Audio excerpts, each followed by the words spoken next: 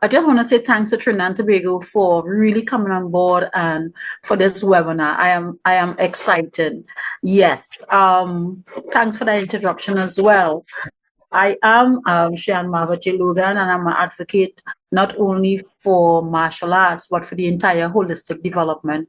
And period poverty is very dear and close to my heart, working in grassroots community. And today I just want to share a little bit on the critical but very overlooked issue that affects rural communities or grassroots communities in Trinidad and Tobago when concerning period poverty and the systematic barriers that perpetuates the menstrual cycle of the disadvantaged women and girls in our country, especially in rural areas like Miaro, Cedros, Rio Claro, and even right here in Enterprise Shogunas, and many undeserving communities, the grassroots challenges. And we know period poverty, when you hear that, people said, but in this day and age, people don't, they don't have sanitary napkins. No, they don't.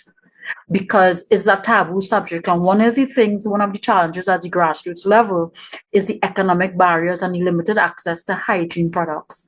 And we know in rural areas, they don't have proper washrooms. And not because they don't want to, it's because they can't afford to. And that's one of the barriers, right? Many rural families live below the poverty line, forcing women and girls to use alternative, instead of sanitary napkins, they will use cloth. Some of them don't use anything at all, so they stay away from school. Some of them cannot buy sanitary napkins, they prefer to buy food stuff. So those are things, that we've got to look at. And in 2021, UNICEF highlighted that 1 in 4 girls in the Caribbean miss school due to lack of menstrual products. And that is also reflected in Trinidad and Tobago, especially in the rural areas.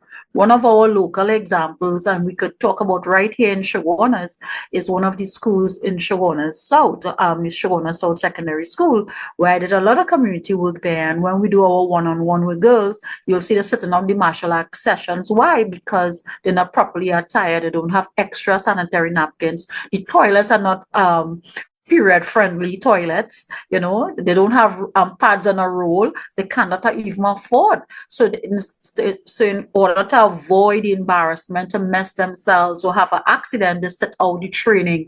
And period is not a sickness. It's part of our life, and we need to change that. Another issue that affects at the grassroots level from my work is the stigma that's associated with period and menstruation cycle. It's a taboo subject, especially in the religious fraternity. I being Muslim, we don't really talk to our young ladies, so we don't even talk to our young men. And I'm glad when you said that the men our young boys and men play a critical role in this narrative and advocating for us. So instead of the laughing of when a young girl gets her cycle, or she have an accident in school, or the imam, the priest, or the pundit, they could have workshops within this space to help us advocate. So now we can bring some dignity to our young women, young girls and women. So there is no more laughter. And that is one of the things that in the rural communities and grassroots community face. The religious and societal norms in rural communities that have this thing as menstruation cycle is dirty, so you have to lock the girls away, So, or it's a shameful something, that so they discourage the girls from seeking help. They don't want them to partake in sports. They don't want them to go outside. And this data shows that it is too much. So persons like Lila and LSA Healthcare Services, and even the Red Cross in Trinidad and Tobago, they continue to do a lot of work to bring about those kind of changes through webinars like these,